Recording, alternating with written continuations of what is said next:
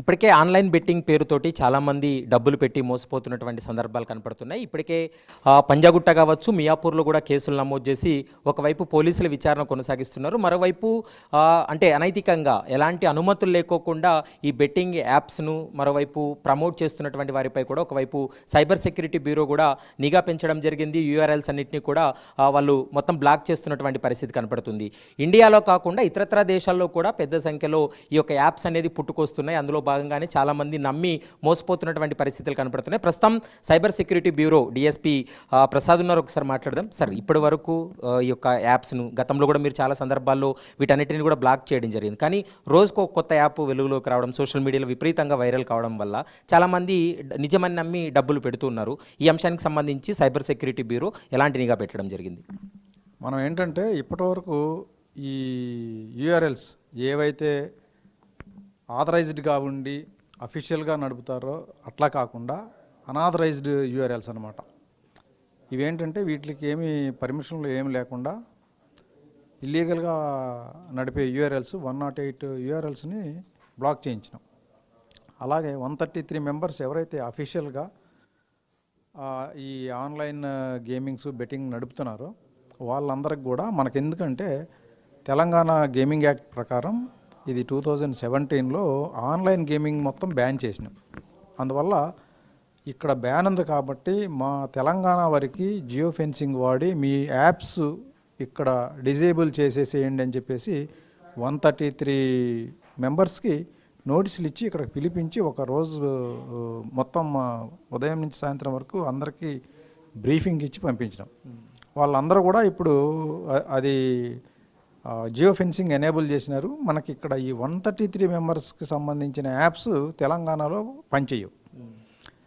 అలాగే రెగ్యులర్గా ఒక స్పెషల్ వింగ్ ఒకటి పెట్టి రెగ్యులర్గా వచ్చే యూఆర్ఎల్స్ అన్నీ ఎప్పటికప్పుడు, ఎందుకంటే చైనీస్ ఎవ్రీడే మార్చేస్తూ ఉంటారు. 2 రోజుల తర్వాత సేమ్ యాప్ ఉండదు.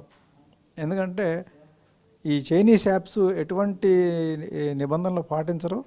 తర్వాత ఇవన్నీ కూడా స్కిల్ గేమ్స్ కావు. వాళ్ళు ప్రోగ్రామింగ్ ఎట్లా ఉంటుందంటే ఆడిన వాళ్ళని దోచేసే ప్రోగ్రామ్స్ పెడతారు. అన్నీ ఫస్ట్లో బెయిట్ వేస్తారు. బెయిట్ అంటే కొంత ఆడితే మనకు డబ్బులు వచ్చే విధంగా ప్రోగ్రామ్ ఉంటుంది. ఆ ప్రోగ్రామింగ్ ద్వారా ఏంటంటే ఆడిన వాళ్ళు అందరూ అట్రాక్ట్ అవుతారు. కొంతకాలం ఆడిన తర్వాత కొంత అడిక్షన్ కూడా అయిపోతారు. డబ్బులు వస్తాయి. ఆ డబ్బులు రావడం వల్ల ఏంటంటే వీళ్ళు కొంచెం ఎక్కువగా ఆడతారు. ఆడిన తర్వాత ఎక్కువ ఆడిన వాళ్ళకి లాస్ అయిపోతుంది. అంటే సార్, ఇప్పుడు మరొక అంశాన్ని కూడా వెలుగులోకి తీసుకురావడం అంటే ఫేక్ జీపీఎస్ల ద్వారా కూడా ఈ బెట్టింగ్ యాప్లు చాలామంది అవుతున్నాయి. చాలామందికి తెలియక ఆ బెట్టింగ్ యాప్ల్లో డబ్బులు పెట్టి మోసపోతున్నటువంటి సందర్భాలు.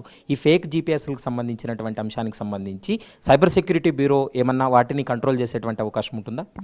అంటే ఫేక్ జీపీఎస్లను కంట్రోల్ చేయాలి అంటే మనం ఎవరైనా విక్టిమ్స్ ఆ ఫేక్ జీపీఎస్ క్రిమినల్ వాడి నన్ను చీట్ చేసినాడు అనే కంప్లైంట్స్ ఉంటే ఖచ్చితంగా మనం దాన్ని బ్యాన్ చేయించవచ్చు.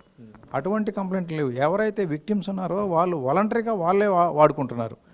ఇప్పుడు మనకి ఈ 133 మెంబర్స్ ఎవరైతే అఫీషియల్గా గేమింగ్ నడుపుతున్నారో ఇండియాలో వాళ్ళందరికీ మనం నోటీసులు ఇచ్చినాం.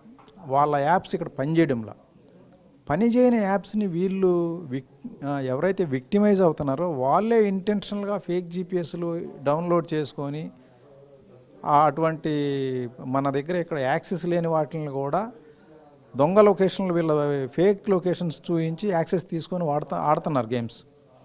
అటువంటిది మనం ఏం చేయలేము. ఎందుకంటే వీళ్ళు విక్టిమ్ అయినప్పటికీ కూడా డబ్బులు లాస్ అయినా కూడా మనం హెల్ప్ చేయాలంటే ఎట్లా ఆడినావు చూపించమంటే చూపించలేకపోతున్నారు. కొంతమంది చెప్తున్నారు కూడా ఫేక్ జీపీఎస్లు పెట్టి ఆడినామని. అది అట్లా ఫేక్ జీపీఎస్లు పెట్టి ఆడటం అనేది విక్టిమ్స్ యొక్క తప్పు. వాళ్ళ మీద యాక్షన్ తీసుకోవాల్సి వస్తుంది. ఒకవేళ యాక్షన్ తీసుకుంటే గేమింగ్ వాళ్ళకంటే కూడా ఫేక్ జీపీఎస్ వాడి దాని ద్వారా గేమ్స్ ఆడినందుకు ఈయన మీద యాక్షన్ తీసుకోవాల్సిన పరిస్థితి ఉంటుంది. సార్, ఇప్పుడు చాలామంది సోషల్ మీడియాలో అంటే సినిమా సెలబ్రిటీస్ కావచ్చు, సోషల్ మీడియా ఇన్ఫ్లుయెన్సర్ల పేర్లతోటి వాళ్ళు ప్రమోట్ చేస్తున్నారు కొన్ని యాప్స్ని. కొంతమంది సెలబ్రిటీలేమో స్కిల్ గేమ్లు ఉన్నాయి, దాన్ని బట్టే మేము ప్రమోట్ చేసాం, లీగల్గా ఉన్నాయని పరిశీలించిన తర్వాతే ప్రమోట్ చేసామని చెప్పి తప్పించుకునేటువంటి ప్రయత్నం చేస్తున్నారు. నిజంగా ఇప్పటి వరకు మీ అబ్జర్వేషన్లో ఈ స్కిల్ గేమ్ అనేది ఉందా? ఈ స్కిల్ గేమ్ ద్వారా నష్టపోయేటువంటి సందర్భాలు కూడా ఉంటాయా? ఇప్పుడు స్కిల్ గేమ్ అంటే కనుక ఆర్గనైజర్స్కి అట్లాగే ఆడే వాళ్ళకి ఇద్దరికి ఛాన్స్ ఉంటుంది. స్కిల్ గేమ్లో ఆటగాళ్ళు కనుక బాగా దాన్ని ఇప్పుడు ఏదైనా గేమ్ వచ్చిన కొత్తల్లో మనకి ఒక 10 రోజులు ఆడేటప్పుడు కొంత ఇబ్బందులు ఉంటాయి. ఒక 10 రోజులు ఆడిన తర్వాత ఆడే వాళ్ళకి ఇది ఎలా గెలవాలి అనేది ఒక అవగాహన వస్తుంది. స్కిల్ పెరుగుతుంది కదా. మనం టైపింగ్ చేస్తాం, టైపింగ్లో ఫస్ట్ 1 మంత్ సరిగ్గా రాదు, 2 మంత్స్ అయిపోయిన తర్వాత కళ్ళు మూసుకొని కొట్టేస్తారు. అట్లాగే ఈ గేమింగ్ కూడా అంతే. స్కిల్ గేమ్ అంటే అట్లా ఉండాలి. కొంత స్కిల్ వచ్చిన తర్వాత ఆటోమేటిక్గా లూజ్ అయ్యేది తగ్గిపోవాలా కస్టమర్కి. అటువంటి ఏదైనా చూపించండి. వీళ్ళు చెప్పే సోకాల్డ్ స్కిల్ గేమ్స్ అన్నీ కూడా స్లోగా అడిక్ట్ చేసి వాళ్ళు లాభపడతారు తప్ప ఎంత స్కిల్తో ఆడినా సరే కస్టమర్ ఎప్పుడు లాభపడ్డు. ఇందులో టెంపరీ అది. ఇప్పుడు 10 రూపాయలు పోతే 20 రూపీస్ స్కిల్ ఉన్నవాడికి 20 రూపీస్ రావాలి. ఎక్కడ ఇంతవరకు ఏ గేమ్ ఆడి ఈ ఆన్లైన్ బెట్టింగుల్లో నాకు ₹1,00,00,000 వచ్చినాయని చెప్పి ఎవరన్నా చెప్పమనండి. అంటే ఒక దశలో నష్టపోయినామని గ్రహించి వాళ్ళు సైలెంట్ ఉన్నా వీళ్ళే అమౌంట్ వేసి మీకు బెనిఫిట్స్ ఇస్తున్నామని చెప్పి కూడా మరీ అమౌంట్ పెట్టుబడులు పెట్టే విధంగా వాళ్ళని మార్చేటువంటి ప్రయత్నం చేస్తున్నారు. చాలామందిని అటువైపు మళ్లించేటువంటి ప్రయత్నం చేస్తున్నారు అనేది కూడా బాధితులు కొంతమంది మాట్లాడుతున్నారు. ఆ యాంగిల్ కూడా ఉంటుందా సార్ వీళ్ళు? అంటే ఇవి మన అఫీషియల్గా ఉన్న 133 గేమింగ్ యాప్స్ ఏవైతే ఉన్నాయో అవి ఇటువంటి పనులు చేయరు. వాళ్ళు అన్నీ లీగల్గానే కలెక్ట్ చేస్తారు, అదంతా లీగల్గానే నడుస్తుంది. ఈ చైనీస్ యాప్స్ ఏం చేస్తారంటే ఫస్ట్ లూర్ చేయడానికి కొంత ఎక్కువ ప్రాఫిట్స్ ఇచ్చేస్తారు. ఇచ్చిన తర్వాత కస్టమరు ఈ ప్రాఫిట్స్ తీసుకొని మానేస్తాడు అనే డౌట్ కలిగిన సందర్భంలో వాటిని బ్లాక్ చేసేస్తారు. వాడుకోనివ్వకుండా బ్లాక్ చేసి మీరు ఈ వాడుకోవాలంటే ఇంకొక 2 అవర్స్ ఆడాలి, 3 అవర్స్ ఆడాలి అని చెప్పేసి ఇట్లా చెప్పి టోటల్గా ఫైనల్గా ఏంటంటే వాళ్ళు లాస్ పోరు, ఆడిన వాళ్ళే లాస్ అయిపోవాలా. అది వాడి మెయిన్ మోటో. ఈ చైనీస్ యాప్స్ చేస్తారు ఇట్లా. ఎక్కువ అమౌంట్ కనుక కస్టమర్ గెలిస్తే బ్లాక్ చేస్తుంటారు. ఫైనల్గా సార్ ఈ బెట్టింగ్ యాప్స్లో తెలియక రూరల్ ఏరియాస్లో కూడా చాలామంది పెట్టుబడి పెడుతున్నారు. చాలామంది ఎక్కువ అమౌంట్ సంపాదించవచ్చు, ఇంట్లో కూర్చొని సంపాదించినటువంటి ఉద్దేశంతో సిటీస్ కంటే రూరల్ ఏరియాస్లో ఎక్కువగా నష్టపోతున్నటువంటి సందర్భం ఉంది. దీనివల్ల ఎంత ప్రభావం ఉంటుందనేది మీరు పబ్లిక్ చెప్పాలనుకుంటున్నారు? ఇప్పుడు ఏంటంటే చాలామంది దగ్గర ఫ్రీ టైం ఉంది. ఫ్రీ టైంని మంచి పనులకు వాడితే వాళ్ళకే బెనిఫిట్ ఉంటుంది, మన దేశానికి బెనిఫిట్ ఉంటుంది. అట్లా కాకుండా ఈ గేమింగ్ లో పెడితే టోటల్గా ఫైనాన్షియల్గా లాస్ అయిపోతాం, టైం లాస్ అయిపోతుంది, అన్ని విధాల నష్టమే తప్ప దీనివల్ల గేమింగ్ వల్ల ఎటువంటి ఉపయోగం లేదు. ఏదో పని పాట లేకుండా కాలక్షేపానికి డబ్బులు లేకుండా ఆడుకోవటానికి ఓకే తప్ప డబ్బులు పెట్టి బెట్టింగ్ యాప్స్ కనుక ఎనేబుల్ చేసుకొని ఆడితే టోటల్గా లాస్. మనకి చాలా ఫీల్డ్స్ ఉన్నాయి. ఇప్పుడు మైక్రోసాఫ్ట్ ఉంది, వాళ్ళు ఒక డివైస్లో ప్రోగ్రామ్ వేయడానికి ఇయర్లీ 8,000 కలెక్ట్ చేస్తున్నారు.